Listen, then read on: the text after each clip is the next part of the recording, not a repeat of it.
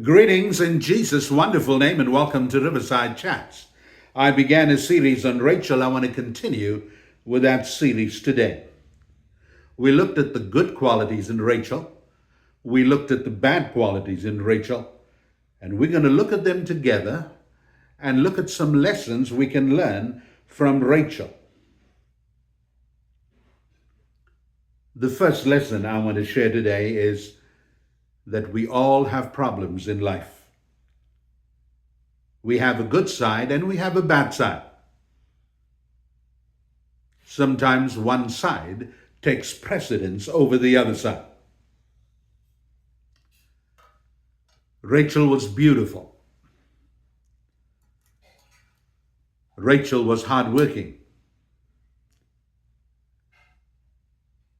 She was also a trickster, very competitive. You don't blame her totally because circumstances change. I hope that we would never change by the circumstances that come our way, but instead, we should change the circumstances.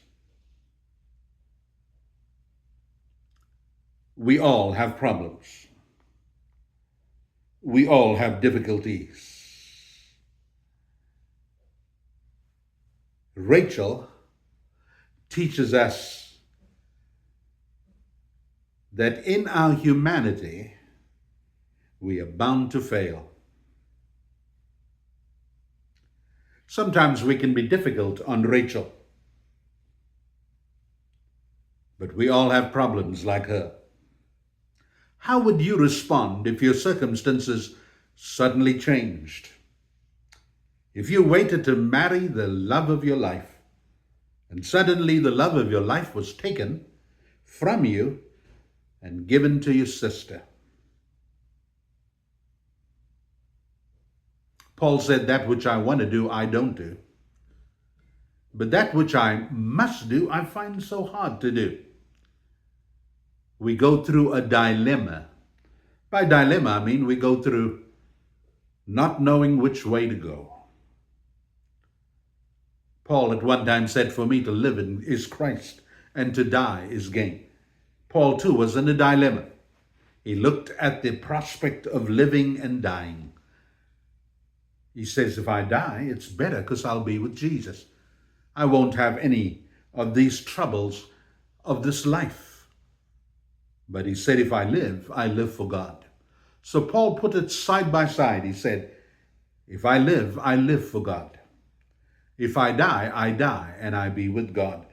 Paul concluded with that dilemma, for me to live is Christ, and to die is gain. We all have dilemmas.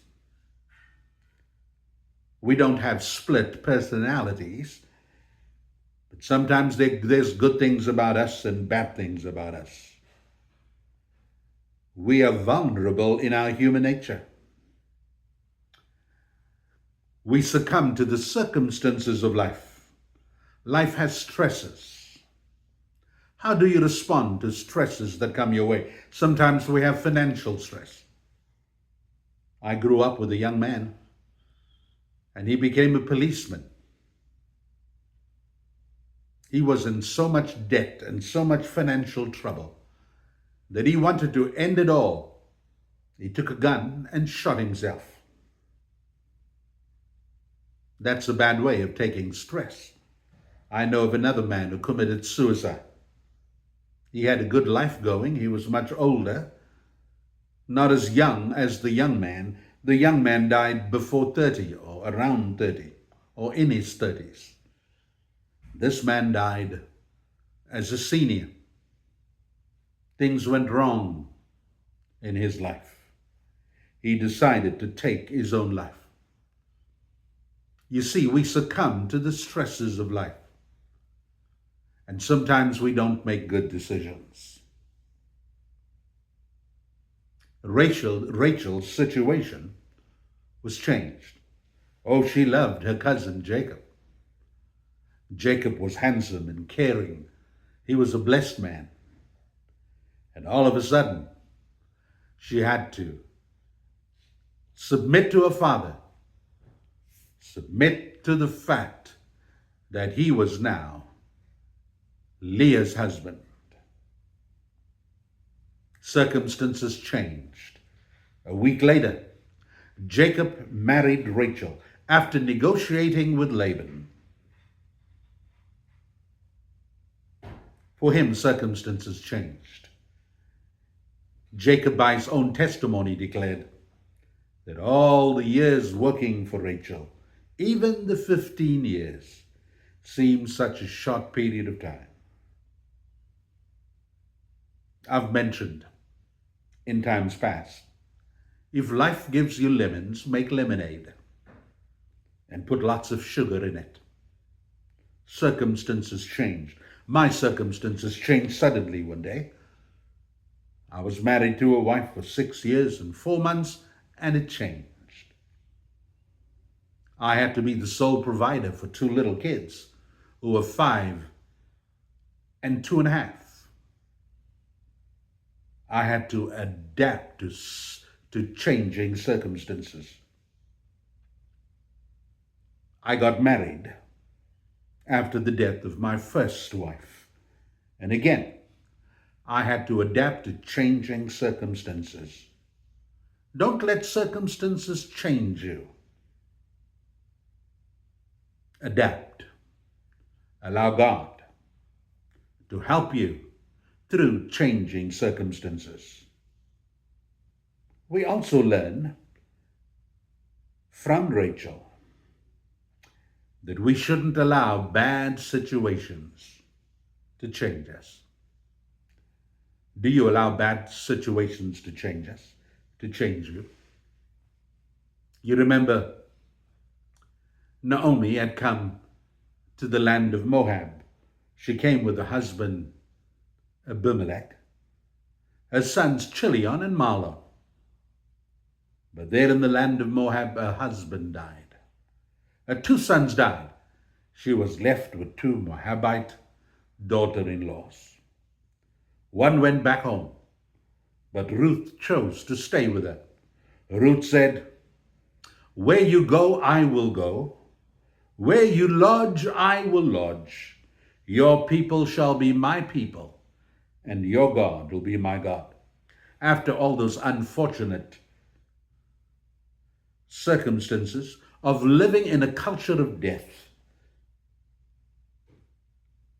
Naomi said, "Don't call me Naomi anymore," which means pleasantness. Call me Mara, which means bitterness, for the Lord has dealt bitterly with me. Maybe you feel the Lord has dealt bitterly with you. We all have problems. We all experience death. You might look at your neighbor and say, "Wow, I wish I was having a good time like he did." Remember Job? All things went well for Job. He was wealthy. He had 7 sons and 3 daughters. If I'm not mistaken, I'm just not looking at the facts right now, and you'll forgive me if it's not right. But his sons and daughters would meet together.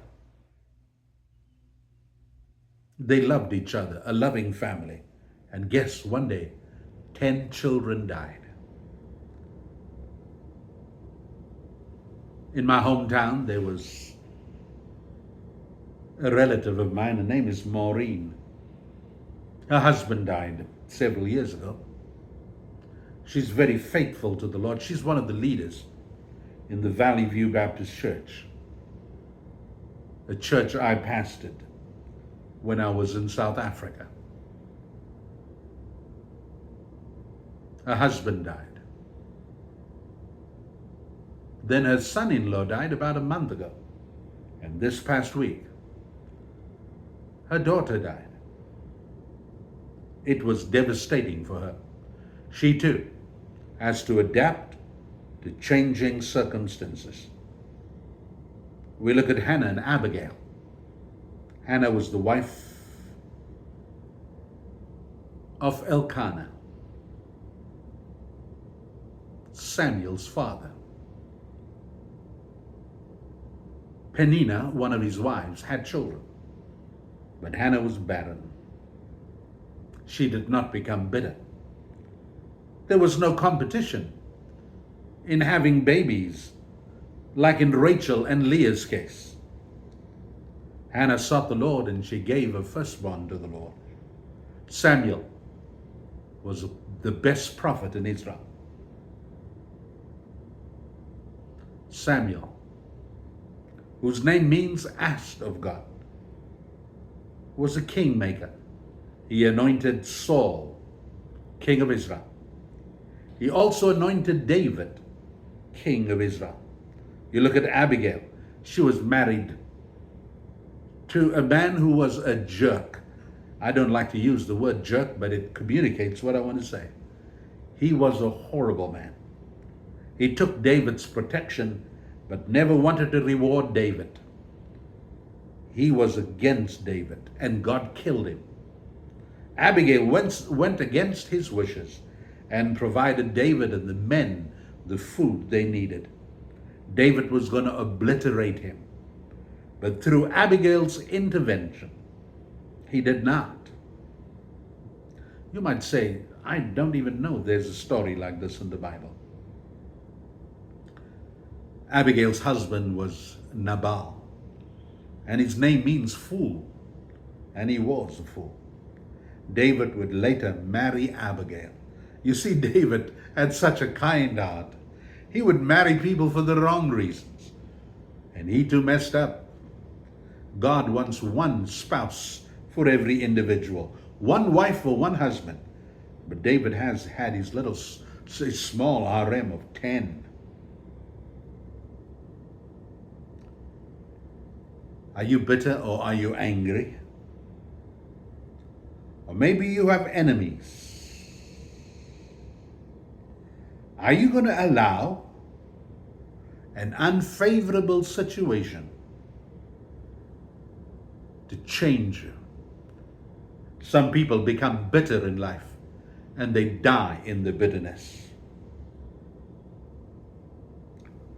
Don't allow the situations to change you. Be an overcomer. We are overcomers. We've overcome. We overcome by the word of the Lamb, the blood of the Lamb, and the word of our testimony. The Bible declares in James 1, 3 and 4. James 1, 3 and 4. For you know that the testing of your faith produces steadfastness. And let steadfastness have its full effect, that you may be perfect and complete, lacking nothing. We all go through trials. We all go through unfortunate circumstances.